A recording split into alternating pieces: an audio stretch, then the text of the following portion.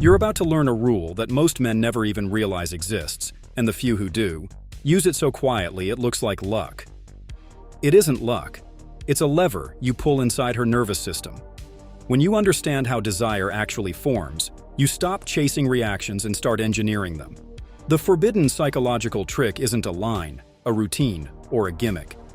It's a disciplined way of controlling contrast, tension and release, reveal and conceal, presence and distance, so precisely that her attention locks onto you and her body starts doing the work for you. If you've ever wondered why some men say very little and still become the center of a woman's curiosity, it's because they command one thing, the rhythm of escalation. Not faster, not more, not louder. Rhythm. If what you've heard so far is shifting how you see yourself, stay with me until the end, because we're just getting started. You've been told to be confident, to be interesting, to be high value. That advice is vague and it fails because it misses the mechanism. Attraction is not about how much value you broadcast. It's about the pattern her brain learns to associate with you. The human brain is a prediction machine. When it can predict you, it relaxes. When it can almost predict you, then loses the pattern. Dopamine spikes, focus narrows, and desire wakes up. The trick you're going to use is controlled unpredictability inside a safe frame. Safe enough for her to open, unpredictable enough to keep her chasing the next moment. That's the line most men never master. They either play safe until they're invisible, or they push unpredictability so hard they feel chaotic. You will do neither. You'll create a steady container and then drop sparks into it. I'll give you the exact behaviors, the pacing, the words, the pauses, the eye contact, the body angle, and the timing that create the spike without crossing lines or coming off like a show. Start with your baseline. Calm dominance. Not performative. Think of your posture as a quiet command, like your body is a well-tuned instrument at rest. Shoulders open, chin neutral, belly relaxed, breath slow and heavy in the lower ribs. That breath is your metronome. When your breath is slow, your presence is slow, and her nervous system feels the signal. This man is self-possessed. Now add the first micro-contrast, the eyes. Look at her mouth for 1 beat, then meet her eyes for 2. Mouth for 1, eyes for 2. Do not explain it, just let it be. That micro-shift creates a prediction error without any words. She feels it as a tiny tug in her stomach. You won't hold it long, you'll return to neutral, then repeat once more, minutes later. Too much becomes obvious. Sparse is powerful. Your voice is next. Most men talk in a flat tempo when they're nervous. You won't. You'll use the drop then hold. Start a sentence slightly faster than normal, then land the last 5 words slower and a touch deeper. Then hold eye contact for half a second longer than polite.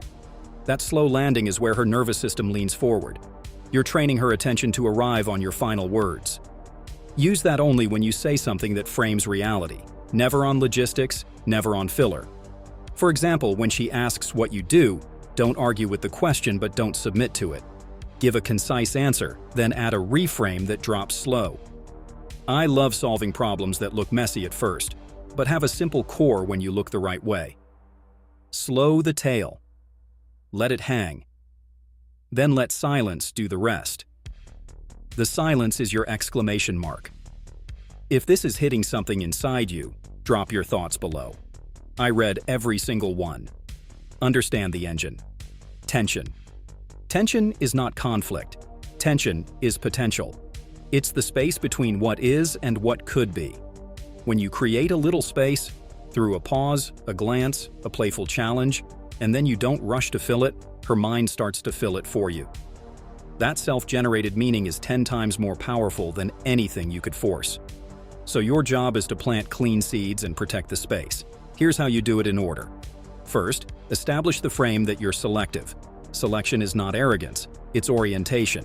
You put your attention on what you genuinely like, values, micro-behaviors, energy, and you name it. Not as a performance, but as a filter. I like people who mean what they say. I enjoy directness. I prefer quality over noise. These are not flashy, they're clean. The moment you live by a filter, your presence carries scarcity. She can feel that you have gates. Women trust gates. Gates create safeness. Safeness allows tension. Without safeness, tension becomes stress. With safeness, Tension becomes desire. Second, qualify with warmth. This is the part most men skip. They challenge, they tease, they posture, but they don't invite. Invite by recognizing something anchored in her character, not her looks. I like that you look me in the eyes when you ask a question. You're present, rare. The point isn't flattery, it's precision. Specific recognition anchors the experience to her identity, and identity-level attention is addictive. Now anchor yourself. I respond to that. You reveal that your attention is earned, not given. Third, introduce playful friction, not sarcasm, not meanness. Playful friction is a light resistance that forces her to lean. Use soft no's that keep the door open. If she pushes for validation you haven't offered yet, you can smile and say, "Not yet." If she tries to rush intimacy through oversharing, hold a steady gaze and say, "We'll get there. Earn it." The words are simple. The key is delivery. Relaxed body, amused eyes, slow breath. You are not withholding, you are curating. That's the difference between a boy protecting fear and a man shaping experience. Fourth, seed an image. Desire wakes up through imagery anchored to sensation. You don't narrate fantasies. You give her a sensory hook that makes her body remember you later. Keep it light and grounded. When a moment of rapport lands, shared laughter, a small sync, casually add, "I like this pace."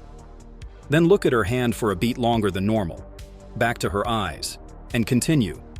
Or if you're walking side by side, cut your pace by 5% so she must adjust to you. Then say softly, "Better." One word, slow, on the exhale. You're connecting sensation to your leadership. She won't rationalize it, she'll feel it. Fifth, schedule scarcity. Scarcity is the forbidden component, because when you use it with intent, you become emotionally expensive in the best way. Scarcity must be clean, never reactive. You create time boundaries before you need them. I've got 15 minutes. I'm curious about one thing. This concentrates the interaction, raises stakes without pressure, and gives you the power to leave first. Leaving first isn't about superiority, it's about protecting polarity. Do not overstay the peak. When her energy is brightest, you exit with warmth, not a vanish. "I like your presence." Another time. Hold her eyes. Let a smile touch one corner of your mouth, then turn your body first, your head last. This exit plants a loop. She will replay the final look. Sixth, return with asymmetry. When you re-engage later, hours, a day, a week depending on context, you never mirror the channel you started with. If you met live, your first follow-up is voice, not text. If you connected on a platform, send a voice note that carries your cadence. Keep it under 15 seconds. Lead with a micro call-out from your earlier filter. You're direct, I respect that. Let's grab tea Tuesday. 7 works. The voice carries warmth and frame. The brevity signals you don't beg for attention. The specificity shows leadership. If she counters with alternatives, hold your frame and offer one more option. 2 offers, not 5. Then stop. You're establishing that your attention is decisive, not scattered. 7th, escalate under earned compliance. Never jump levels. Use micro yeses that build a ladder of safety and anticipation. Ask for small, low-stakes agreements first. Eye contact while she speaks. A slow turn of her wrist as you notice a ring. A brief touch at the elbow to guide the path through a crowded space. Each time, pay attention to her response. Green light, continue. Yellow light, slow the tempo, increase verbal warmth. Red light, full stop. Your control over yourself is the strongest aphrodisiac you possess. The paradox is this: the more precisely you regulate your own desire, the more she can relax into hers. Now, let's get surgical with the specific behaviors that flip switches most men don't even know exist. Use these sparingly. They only work inside the larger rhythm. Anchor switch eye contact. Begin with relaxed eye contact on her right eye. Then at a moment you agree with something she says. Glance at her left eye and soften your face by 5%, then return to her right. This subtle switch lights up mirrored attention and feels like connection is deepening without you saying a thing. Perform it twice across a conversation, not more. Triad pacing. Alternate between leaning back, neutral, and a slight forward, lean across 3 separate topics. Back on small talk, neutral on values, forward on shared plans. Your body teaches her nervous system when to lean in. If you stay forward too long, you teach neediness. If you stay back too long, you teach apathy. Triad pacing creates the just right pursuit. Edge complement. Complement an uncommon detail that implies you notice pattern and restraint. You don't waste words. You dress for yourself. You ask for clarity quickly. These attach your attention to behavior that signals maturity. Praise beauty if appropriate, but never as your first recognition. Beauty compliments are commodity. Behavior compliments are currency. Time-gated touch only at transitions, never while static. Micro-guide her through a door, a step, a crosswalk. Fingers, not palm. 2 beats, not 5. Your touch serves a purpose beyond contact. You are leading movement.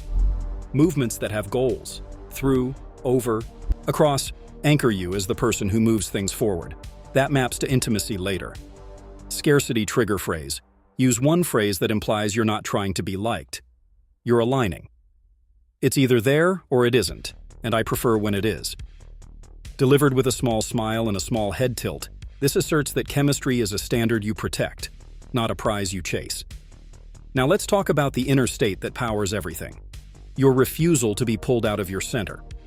The fastest way to lose polarity is to chase feedback. You do not chase laughs, nods, or constant agreement.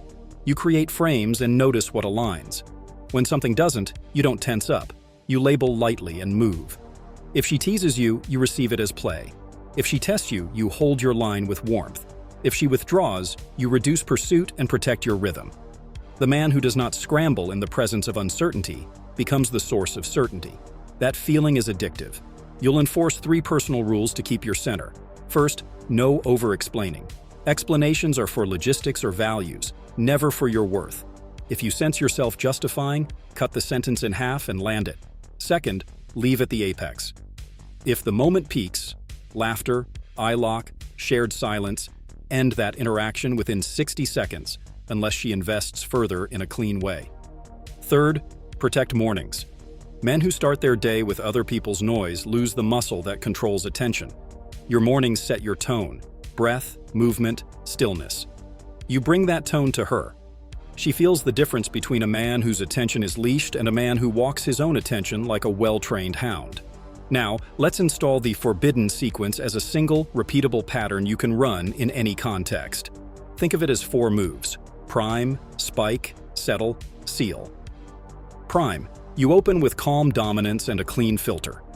Your posture is settled, breath slow, voice grounded. You qualify softly by recognizing a behavior you value. You are telling her nervous system, I am safe, I am selective, and I see precisely. This unlocks trust without neediness. Spike. You introduce a prediction error in a tiny dose. Eye shift to mouth, then back. Tempo drop at a decisive sentence. Playful friction with a not yet. You keep your face amused, your eyes steady. The spike is not a stunt, it's a spark. It creates the micro-uncertainty that narrows her attention onto you. Settle. You bring warmth back. A brief nod, a small smile, a relaxed inhale she can see in your shoulders. You make it easy to stay. The contrast between spike and settle teaches her body that tension with you is pleasurable, not stressful. This is the heart of the trick. Controlled contrast inside a safe frame. Seal. You add scarcity with respect. Time-gate the interaction. Exit on the high.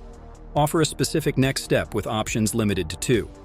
Then you leave first, with a final look that lasts a beat longer than polite. That last beat seals the loop. The conversation ends, but the movie keeps playing in her mind. If you know a brother who needs to hear this, send it to him today. Don't keep it to yourself. Pay attention to signals and calibrate. There are 3 broad responses you'll see. If she leans in, mirrors your pace, and asks you real questions, she's green. Increase closeness by 10% and invite small commitments, moving to a quieter spot, sharing a specific preference, a short voice note later. If she engages but tests, she's yellow. Hold the frame and add warmth. Reduce spikes for a moment and let her feel your steadiness before you add the next spark. If she resists, looks away frequently, or gives one-word answers, she's red. You exit with grace. The trick isn't make everyone want you, It's make the right ones feel safe to want you. Logistics matter because logistics are where most men leak value. Keep messages concise and anchored to action. Avoid the vacuum of vague texting. If she sends a long paragraph, respond to the essence, not every line. If she takes hours to reply, don't mirror scarcity from ego. Mirror rhythm from standards. You can match her tempo once, then propose a time-bound plan. If she can't meet plans twice, you let space expand. Scarcity works in both directions. Respect yours. On the date, you will use environmental cues to extend your control of rhythm. Choose seating that puts you at a slight angle, not face-to-face interrogation. Angled bodies reduce performative pressure and make eye contact feel like a choice rather than a demand. Maintain a 60-40 ratio, 60% engaged, 40% relaxed observation.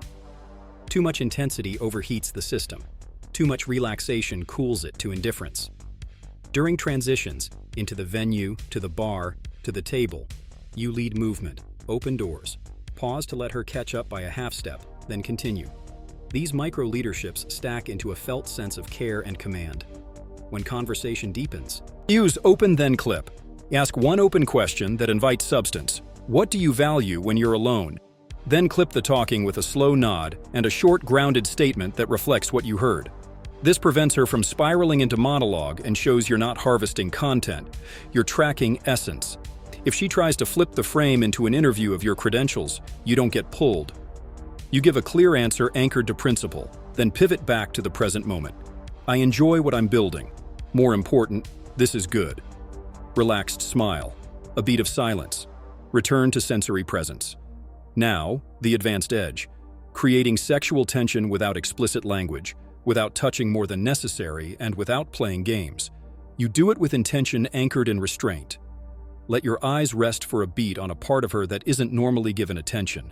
The curve of her shoulder when she turns, the lines of her wrist when she lifts a glass. Then meet her eyes and soften. You are saying, without words, I see you as a whole, not a collection of cliches. Once, not repeatedly. Then you return to content. Later, if there is alignment, you bridge with a micro-statement that names the present. This is charged. You don't ask permission for attraction, you acknowledge mutual charge, and then you let your stillness hold it. The man who can sit in warmth without rushing earns the door opening for him. Let's talk about tests, because you will meet them. A test is not an attack. It's a question. Are you stable? If she challenges your standards, why do you always have to be the one to choose time? Don't escalate. Breathe, smile slightly, and say, because I move things forward. If you have a preference, speak it. I'll respect it. You didn't fight. You reframed and invited clarity. If she flirts with a boundary, late cancellations, last-minute changes, you don't punish. You reveal your standard and enforce it with calm. I keep my word and I value when others do. Let's try for next week when it's solid. Energy equals energy. Firmness equals respect. Now imagine the moment you both know there's chemistry. You don't announce it like a boy showing a trophy. You embody it like a man who has seen it before and still respects its gravity. You reduce words, increase presence. Your touch, if invited by all signals, is intentional, brief, and then withdrawn. You let her come forward. If she does, you receive. If she doesn't, you don't push. That restraint builds more charge than any line you could deliver. This is the paradox of the forbidden approach. You are not doing more. You are removing everything that kills tension, neediness, noise, over-explaining, overstaying, and the fear of silence. Your self-talk matters. Before you meet her, install 3 sentences in your nervous system. I am the pace. I see clearly. I leave on the high. Those 3 anchor your rhythm, your perception, and your timing. If you feel adrenaline, slow your exhale and lower your voice by a half tone. If you feel the urge to impress, choose one clean statement and let silence finish it. If you feel the fear of loss, remember that the man who can walk away is the man desired, because he is not for sale. He is for alignment. When you end the night, end it with intention. Don't leak with a sloppy, open-ended promise. Name what you enjoyed, connect it to something she did, and set a crisp next step. I liked how present you were. Wednesday, the T-spot at 7. If you sense she wants more in that moment and you're not extending, be warm and decisive. Not tonight. Hold her eyes, let the warmth sit there, then move. She'll feel the rare signal, a man who can feel heat without burning the room down. If what you're hearing is changing how you'll move from this day forward, stay with me to the last line. Understand this on a biological level so you never doubt it again. Desire is trained by pattern, not by performance. You are teaching her body that being around you feels like a clean container punctuated by sparks. That is why she will think of you later when she's quiet. That is why your voice note will feel heavier than someone else's paragraph. That is why your presence will calm her and make her curious at the same time. You are training a rhythm: prime, spike, settle, seal. Over and over. Consistent enough to trust. Asymmetric enough to crave. There's one last layer that separates men who occasionally create spark from men who become unforgettable. You infuse meaning into the shared moments, lightly, without preaching. When you experience a small synchronicity, same thought, same timing, you don't turn it into destiny. You mark it. Aligned. When she reveals a value that fits yours, you don't debate it, you anchor it. That matters. When you witness her composure, you recognize it. I like how steady you are. These are not tricks. They are calibrations. They teach her body that your attention is precise and earned. Precision is intimacy. Intimacy is gasoline. From now on, you move as the cause of your interactions, not a passenger hoping for green lights. You choose your pace. You decide your exits. You speak with the final words slow and deep when they matter. You filter with standards you actually live. You hold silence. You schedule scarcity cleanly. You build micro yeses and respect every no. You create tension, and you don't rush to resolve it. You leave her with a final look that lingers one beat longer than polite. Then you walk. Not to prove anything, because your rhythm is yours. If this has shifted how you see attraction, carry it into your next conversation and test it at the smallest scale. Pay attention to the eye beats. Feel your breath set the pace. Notice how the tiniest contrast, a slower landing, a playful not yet, a time boundary delivered with warmth, changes everything. That's the forbidden part.